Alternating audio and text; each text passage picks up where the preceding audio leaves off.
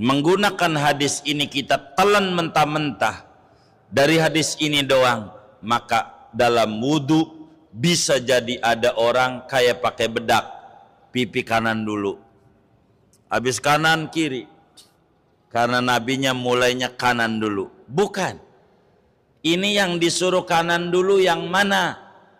Bila mana anggota tubuh tidak bisa sekaligus. Itu maksud dari bimaya minikum. Mulailah dengan kanan dalam wudu yang mana anggota tubuh tidak bisa sekaligus. Assalamualaikum warahmatullahi wabarakatuh. Bismillahirrahmanirrahim. Alhamdulillahi rabbil alamin. Wassalatu wassalamu ala sayyidil awwalin wal akhirin, sayyidina wa maulana Muhammadin wa ala alihi wa sahbihi ajma'in. Allahumma inna nastahdi li arsyadi amrina wa zidna ilman yanfa'una. Halaman 11, hadis 41. Hadis 45. Wa an Abi Hurairah radhiyallahu anhu qala, diriwayatkan dari Abu Hurairah radhiyallahu anhu, ia berkata, qala Rasulullah sallallahu alaihi wasallam, telah bersabda Rasulullah sallallahu alaihi wasallam, idza tawadda'tum fabda'u bimayaminikum, apabila kalian berwudu maka mulailah oleh kalian dengan bagian-bagian kanan kalian. Akhrajahul arba'atu, telah meriwayatkan ini hadis oleh imam yang empat, Abu Dawud, Tirmidzi, Nasa'i dan Ibnu Majah, wa sahahu Ibnu Khuzaimah, dan menghukumi sahih akan hadis ini oleh Imam Ibnu Khuzaimah. Sadaqa Rasulullah sallallahu alaihi wa alihi wasallam. Saudara sekalian, kajian kita masih berbicara tentang adabul wudu, hadis-hadis yang menerangkan tentang adab-adab seorang muslim ketika berwudu. Hadisnya diriwayatkan oleh Imam Abu Dawud dalam sunannya, At-Tirmidzi di dalam sunannya, An-Nasa'i di dalam sunannya, Ibnu Majah di dalam sunannya, juga Imamul Baihaqi di dalam Sunan As-Saghirnya, Imam Ahmad di dalam Musnadnya, Imam Ibnu Khuzaimah di dalam Sahih Ibnu Khuzaimahnya. Bahkan Imam Ibnu Khuzaimah menghukumi tentang hadis ini dengan derajat sahih. Hadisnya dari sahabat Nabi terbanyak meriwayatkan hadis Sayyidina Abu Hurairah radhiyallahu ta'ala an, yang pertemuan yang lalu diungkap sedikit sejarah tentang Abu Hurairah radhiyallahu ta'ala an. Kata Abu Hurairah, Nabi kita Muhammad sallallahu alaihi wasallam bersabda, idza tawadda'tum fabda'u bimayaminikum.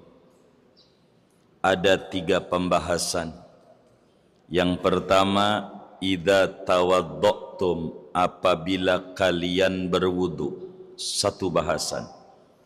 Yang kedua, fabda'u, jangan kagak, mulailah. 2. Yang ketiga, bimayaminikum, bagian kanan. Dari 3 ini kita bisa fahami hadis ini memiliki 3 uraian. Yang pertama, idza tawadda'tum. Hadis ini berbicara tentang ajaran dalam wudu. Tandanya Nabi bicaranya idza tawadda'tum. Bila Anda berwudu, mulailah pada bagian kanan. Itu satu. Artinya kalau ngomongin wudu itu maksudnya ngomongin ibadah. Kalau ngomongin wudu berarti ngomongin min babit takrim. Kalau ngomongin wudu berarti berbicara min babit tasyrif. Bab yang baik-baik, bab ibadah, bab yang bagus-bagus. Kata Nabi, bila Anda berwudu, mulailah yang kanan. Enggak wudu aja. Wudu secara tekstual, tapi maknanya apa saja yang bagus. Bukan wudu aja, pakai baju, pakai sendal, masuk masjid, apa aja yang bagus. Masuk rumah, mulailah dengan yang kanan. Padahal Nabi ngomongnya wudhu doang. Karena muslim itu harus cerdas. Satu ungkapan dari Nabi, karena Nabi itu diberikan jawami'ul kalim. Apa itu jawami'ul kalim? Simpulan-simpulan kata. Apa itu simpulan kata? Ngomongnya kata orang Betawi semetet. Semetet itu dikit-dikit banget. Tapi maknanya luas. Redaksinya dikit, tapi maknanya banyak. Yang diomongin secara eksplisit wudu, tapi implisitnya adalah apa saja yang bagus-bagus. Pakai baju bagus, kanan dulu. Pakai sendal, sepatu bagus, kanan dulu. Nerima ke tangan kanan. Begitu, memberi tangan kanan, masuk masjid kanan, begitu. Itu makna yang tersirat. Walaupun ngomongin wudu, tapi masih terus. Berarti kalau wudu itu bab bagus, yang gak bagus-bagus jangan kanan berarti. Keluar masjid kiri, copot baju kiri, copot sendal kiri. Begitu, cebok tangan kiri dan seterusnya. Begitu. Itu satu. Idza tawadda'tum. Yang kedua, Nabi menyampaikan fabda'u. Fabda'u itu namanya redaksi perintah. Kata perintah. Perlu diketahui yang namanya perintah dalam ilmu usul fiqh dijelaskan al-amru idza tujurida anil qarina unsurifa lil wujub.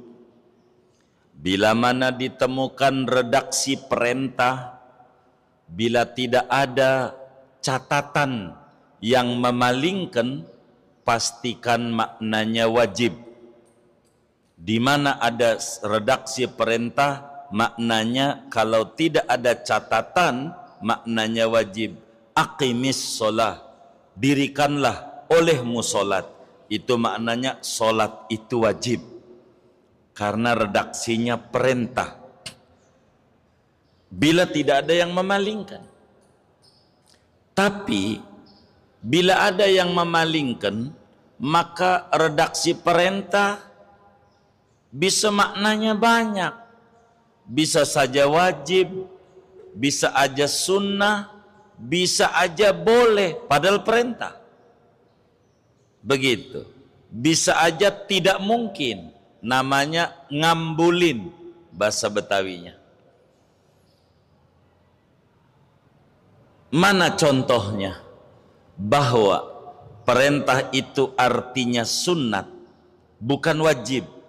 Seperti hadis kita, kata Nabi fabda'u, mulailah, seakan-akan Zahir hadis menunjukkan memulai tangan kanan ketika wudu wajib adanya. Memulai daripada kaki kanan dalam wudu wajib adanya. Dari mana? Nabi ngomong kudu fabda'u. Ini nampaknya sepintas selalu wajib. Namun ulama telah menyorot hadis ini ketika Al-Quran menyoroti wa aidiyakum ilal marafiq. Anda basuh tangan sampai siku. Mana dulu kek? Itu menunjukkan perintah di sini bukan wajib, perintah sunat. Sehingga Imamun Nawawi menyoroti hadis ini mengatakan bahwa para ulama telah seia sekata sepakat bahwa mendahulukan yang kanan, tangan kanan, kaki kanan, membelakangkan tangan kiri, kaki kiri dalam hal berwudu hukumnya sunnah saja. Andai ada orang berwudu memulainya dari tangan kiri lalu tangan kanan, tidak dapat nilai ganjaran besar, tidak berimbas, wudunya tidak sah. Prinsipnya dua tangan dibasuh, prinsipnya dua kaki dibasuh, sehingga wudunya tetap sah. Andai ada orang memulai dari yang kiri, maka hukumnya makruh meski wudunya sah adanya. Sehingga ulama sepakat bahwa memulai dengan yang kanan seperti dalam hadis ini hukumnya sunat saja, tidak wajib. Sehingga ketika orang membasuh dengan yang kiri dulu tidak haram, akan tetapi makruh saja, makruh saja. Kemudian saudara, kalimat perintah itu dalam bahasa Al-Quran atau bahasa Rasulullah Sallallahu Alaihi Wasallam, yang pertama terbesit kudu wajib maknanya, kedua teliti, maka bisa aja maknanya sunnah kayak kita. Hadis ini fikihnya sunnah memulai saat wudu, tangan kanan dulu baru kiri, kaki kanan dulu baru kiri, berdasarkan hadis yang kita bedah ini. Namun saudara, kata perintah tidak melulu artinya wajib sunnah. Ada kalanya perintah itu artinya boleh, silahkan. Silahkan itu kerjakan monggo, enggak kerjakan monggo, artinya boleh. Seperti di dalam surat Al-Maidah Allah menjelaskan wa idza halaltum fastadu, apabila Anda sudah tahallul fastadu, maka Anda kudu berburu. Itu kayaknya berburu tuh berdagang, bunuh binatang, pakai baju biasa. Itu perintah? Tidak. Ini perintah maknanya boleh. Bila kita telah tahallul, udah beres itu orang umroh atau orang haji, maka fastadu dipersilahkan untuk kalau mau berburu lagi, mau pakai baju berjahit, baju berjahit lagi, mau pakai mandi pakai sabun, silahkan pakai sabun lagi. Bukan maknanya kudu pakai sabun kalau kagak dosa, bukan. Itu namanya perintah, berarti boleh. Mana lagi? Banyak dalam Al-Quran. Pada surat Jumu'ah yang orang keliru, fa idza qudiyatis sholatu fantashiru, apabila sholat Jumat udah rapi, fantashiru fil ardi, ayo pada pergi ke muka bumi, nyari rezeki lagi, dagang lagi. Kayaknya perintah wajib karena ini perintah. Tidak, ini perintah maknanya boleh, sebab sebelumnya dilarang. Ya ayyuhalladzina amanu idza nudiyatis sholatu min yaumil jumu'ah fas'au ila dzikrillah wa dzarul bai'. Bila adzan Jumat udah dikumandangkan, berhenti beraktivitas, dagang haram. Lalu kemudian Allah jelasin, bila sholat Jumat udah rapi, silakan dagang lagi. Itu maknanya bukan perintah wajib, boleh, sebab perintah datangnya sesudah larangan. Al-amru ba'dan nahyi yadullu alal ibahah. Bila ada perintah sesudah tadinya dilarang, maknanya boleh. Boleh. Ada juga perintah itu maknanya arahan, tidak wajib, tapi sebagai bentuk arahan untuk mengatur kehidupan biar tidak menimbulkan dampak negatif. Seperti dari dalam urusan utang piutang. Kata Allah, ya ayyuhalladzina amanu idza tadayantum bidainin ila ajalin faktubu. Faktubu itu perintah. Bila Anda hutang piutang yang dicatat sampai waktu yang ditentukan bayarnya, jatuh temponya, maka catat. Mananya arahan. Kalau ada pinjaman biar kata teman dicatat. Inilah perlunya dalam Islam diatur supaya orang tidak bisa mengingkari. Kadang orang lupa, kapan ya gua minjem, padahal dia minjem pakai kapan lagi, begitu. Nah, maka ada irsyad namanya. Faktubu, ini irsyad dari Allah, bimbingan dari Allah bahwa rapihnya manajemen administrasi itu penting adanya. Ayat ini teramat sangat panjang, bahkan menerangkan di dalamnya manajemen keuangan. Yang ini teman kita nangis mulu pas sekolah, nyesel banget. Zaman SMA ngambil jurusannya IPA, dia nyesel banget sebab ternyata ujiannya selalu ekonomi.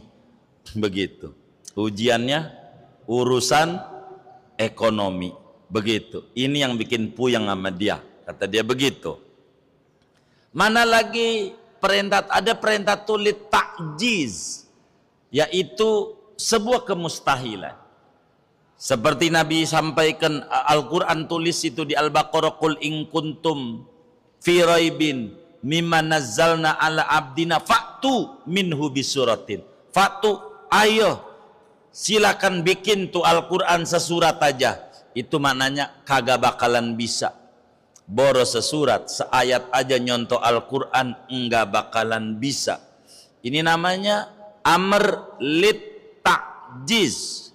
Begitu. Ada juga sebagai ngambulin. Perintah, tapi ngambulin. Kayak orang tua kita. Kita naik pohon mangga. Kata orang tua, jangan, takut jatuh. Tapi kita terus aja. Kata orang tua, ayo terusin, terusin. Itu maknanya bukan nyuruh terusin. Maknanya tahdid, ngambulin. Apa tuh ngambulin itu ya? Maknanya jangan, maknanya. Maknanya enggak bisa. Seperti Allah menyatakan dalam Al-Quran, faman sya'a falyu'min wa man sya'a falyakfur. Siapa mau berimanlah, siapa mau kafirlah. Kayak perintah, bukan. Maknanya tahdid, ngambulin Allah. Maknanya. Jadi perintah itu harus kita perhatikan. Kalamnya Rasulullah itu amat sangat tinggi. Enggak bisa sembarangan. Kenapa Muslim kadang sering ribut? Hukum ini macam-macam. Karena ada kalanya kelemahan di dalam memahami ajaran-ajaran Rasulullah Sallallahu Alaihi Wasallam. Karena itu Imamul Haddad, seorang ulama besar abad 12 Hijriah, menyatakan, wa'lam annahu la yastaqillu fi ardi jami'i umurihi fi dhahirihi wala fi batinihi alal kitabi was sunnati kullu ahad fa inna dzalika makhsusun bil ulama'ir rasikhin. Tidak semua orang bisa main comot-comot dari Quran, dari hadis. Enggak bisa. Sebab itu spesialisnya ulama-ulama madhab. Kita tidak bisa langsung minum dari termos, melepuh. Begitu. Kita ini orang awam. Maka kita disuruh ikut ulama. Ulama ikut Quran, hadis. secara tidak langsung kita ikut Quran, hadis. Berat kalau langsung ngaji hadis. Begitu, ngaji hadis. Kalau bukan masjid kampus, saya kurang mau ngaji kitab ini. Mendingan ngaji hadas dulu, hadas sebelum hadis. Puyeng kalau hadis, panjang uraian-uraiannya, harus kita urai yang sesungguhnya. Itu begitu, terlalu repot dan luas kalamnya Nabi Yuna Muhammad sallallahu alaihi wa alihi wa sahbihi wasallam. Karena itu ketika dijelaskan fabda'u, mulailah, terkesan wajib kanan dulu, tapi tidak. Semua ulama sepakat sunat kanan dulu, tidak wajib. Andai kiri dulu tidak dosa. Begitu. Bima yaminikum, mulailah dengan maimanah, yang kanan. Kita harus perhatikan. Ini hadis tidak mutlak. Kata nabinya, kalau anda wudu yang kanan dulu ya. Coba perhatikan kalau wudu, anggota tubuh kita yang kanan. 1, pipi, ada kanan ada kiri. 2, tangan, ada kanan ada kiri. 3, kuping, ada kanan ada kiri. 4, kaki, ada kanan ada kiri. Kalaulah kita menggunakan hadis ini, kita telan mentah-mentah dari hadis ini doang, maka dalam wudu bisa jadi ada orang kayak pakai bedak, pipi kanan dulu, habis kanan kiri, karena nabinya mulainya kanan dulu. Bukan, ini yang disuruh kanan dulu yang mana? Bila mana anggota tubuh tidak bisa sekaligus. Itu maksud dari bima yaminikum. Mulailah dengan kanan dalam wudu yang mana anggota tubuh tidak bisa sekaligus. Pipi ada 2, kanan kiri, tapi mulainya dari atas. Kalau wudu dari sini ke bawah, enggak dari kanan dulu baru kiri, enggak, karena bisa sekaligus. 2, kuping, enggak dari kanan dulu.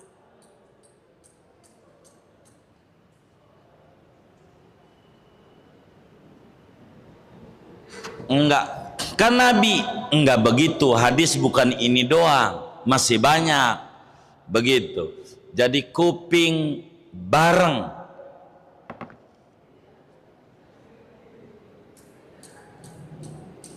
Bareng. Bagaimana kalau tangan kirinya pegang gayung? Sulit untuk bareng. Kalau pegang gayung bakal tumpah airnya.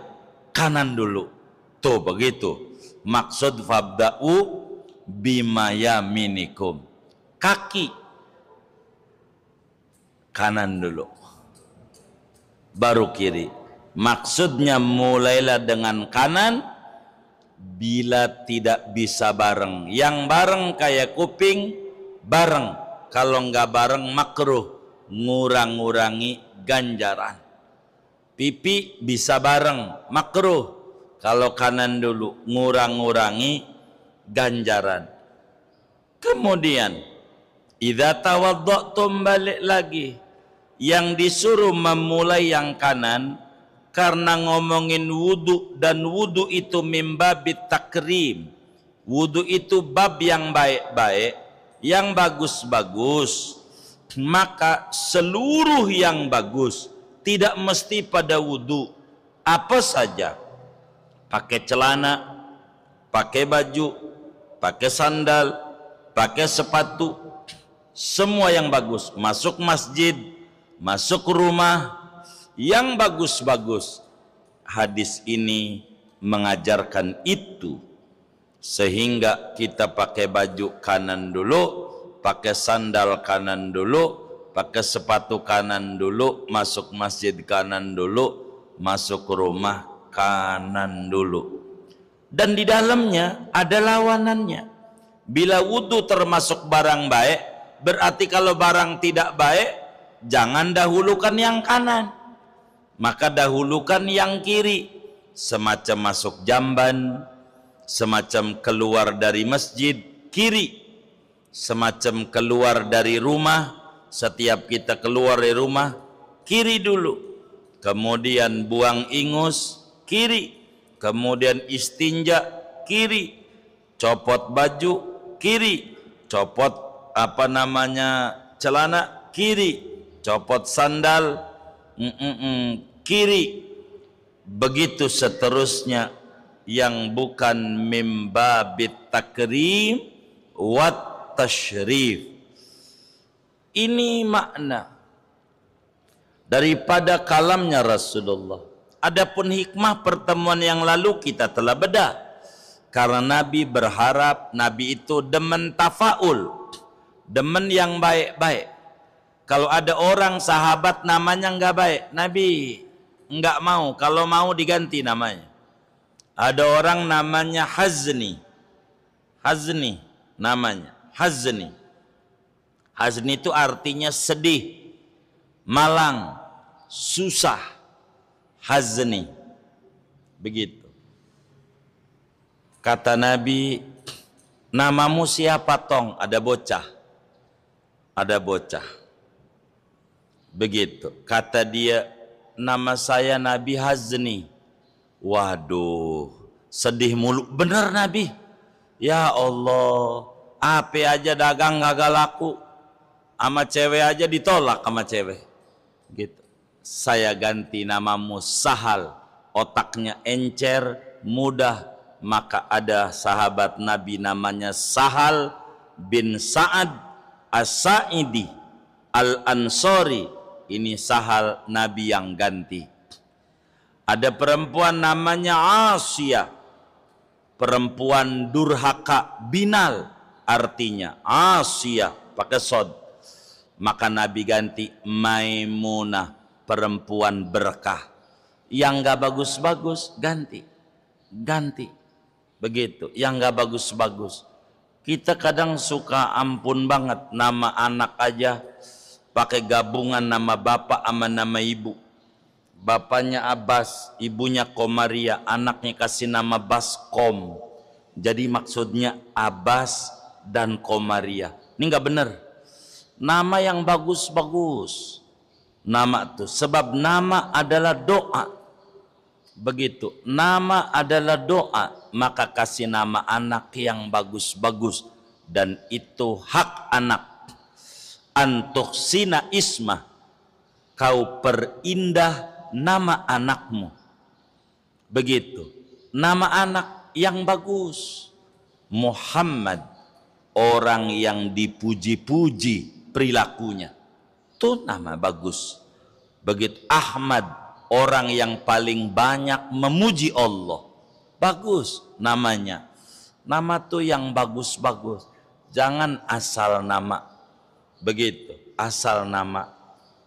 Jadi sehingga agar supaya ada tafaul, dan Nabi berharap agar supaya umatnya tergolong ashabul maimanah, bukan ashabus shimal, bukan ashabul masy'amah, bukan orang-orang yang bernasib sial, tapi orang-orang bernasib baik.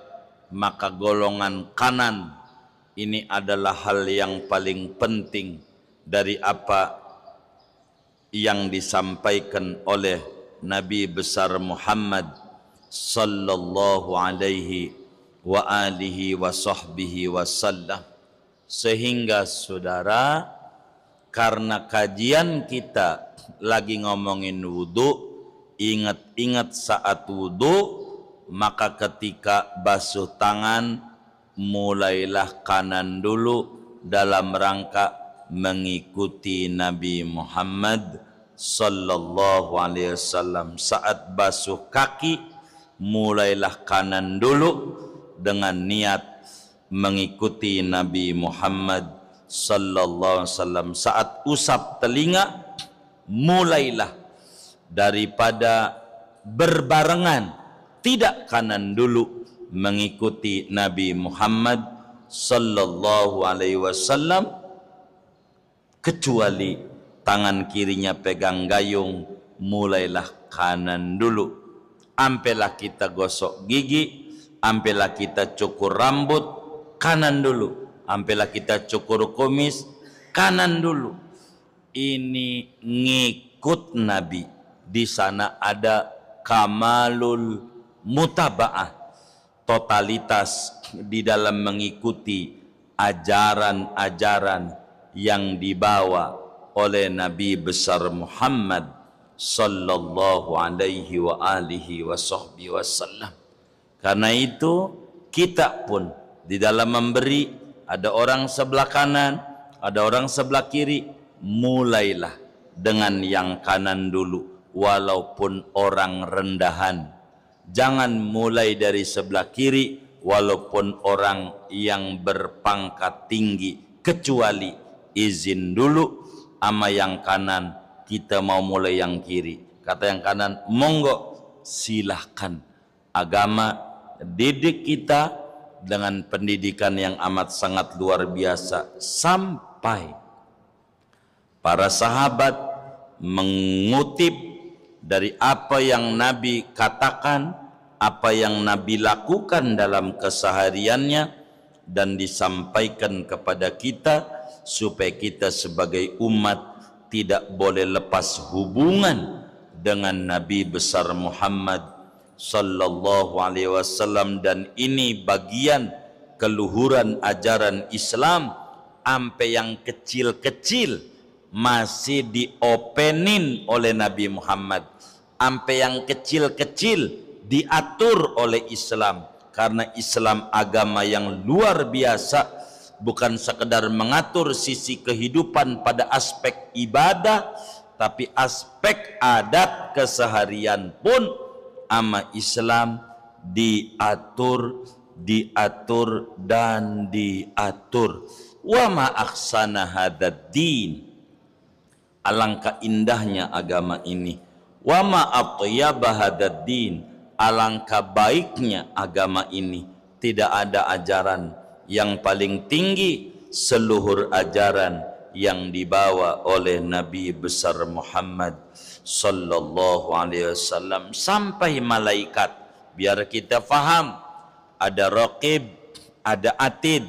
Raqib malaikat kanan, atid malaikat kiri, mencatat amal baik raqib, mencatat amal buruk atid. Maka raqib Allah jadikan pimpinan, atid jadikan anak buah. Sehingga seorang muslim bila dia di hatinya niat, saya niat besok saya mau ngaji, ditulislah ama raqib ganjaran atu. Raqib sebagai pimpinan karena dia niat baik. Ada orang, saya niat besok mau nyolong mangga, mau ditulis ama atid, enggak boleh. Ditepak dia ama raqib, jangan tulis. Dia niat jahat besok mau nyolong mangga, jangan tulis. Kalau jadi, kalau kagak jadi ente tip ek lagi, menu-menuhin buku aja, gak usah. Tuh, ibarat niat jahat tuh. Gara-gara raqib pimpinan, pimpinan bisa mengatur segalanya. Pimpinan itu begitu. Maka ketika dia benar juga besoknya mencuri, nyolong mangga, mau ditulis lagi ama raqib, enggak boleh juga. Ama atid mau ditulis dia, jangan tulis dulu. Ini udah ngambil, takut nanti nyesel dibalikin. Ente menuhin buku-buku aja, tar dulu, tunggu sampai 6 jam. Kalau dia udah dimakan masuk perut, dia kagak dicatat, catat. Takut kagak boleh lagi, dari tadi mau catat nggak boleh, catat nggak boleh, seberhenti juga. Saking tingginya ashabul yamin, malaikat kanan. Kanan itu lebih tinggi nilainya, begitu disebutnya. Ini aliran kanan, ini aliran kiri, konotasinya negatif dalam partai politik. Ini kekananan, ini bagus maksudnya, ini kekirian kurang bagus. Sampai ke situ tuh di dalam pemahamannya. Intinya betapa Islam agama yang amat sangat komprehensif, bukan sekedar mengatur pada aspek ibadah, tapi jauh daripada itu Islam mengatur pada aspek adat keseharian seorang muslim. Muslim harus paham betul di dalam aturan-aturan kehidupannya, supaya muslim itu mengerti betapa Islam itu mengatur sehingga hidup dia tidak jauh dari Nabi Muhammad sallallahu alaihi wasallam. Dan di sanalah letak kecintaan besar dari Allah. Qul in kuntum tuhibbunallaha fattabi'uni yuhibbukumullah. Kalau Anda mencintai Allah, ikuti aku. Mutaba'atur Rasul mendatangkan mahabbatullah. Ngikut Nabi itu mendatangkan dicintai oleh Allah Subhanahu wa taala.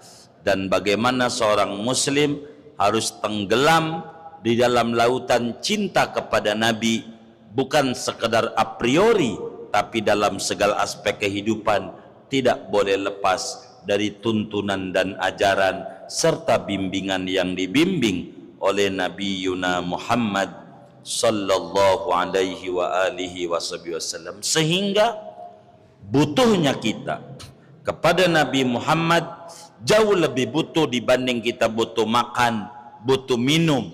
Tapi kita amat sangat butuh kepada Nabi Muhammad, karena as-sa'adah kullus sa'adah fil mutaba'ah. Sesungguhnya kebahagiaan itu adanya di dalam mengikuti bimbingan, arahan dan tuntunan yang diajar oleh Nabi Muhammad sallallahu alaihi wa alihi wasallam. Hadis ini ditulis oleh kiai kita di dalam Kitabut Thaharah, berbicara wudu.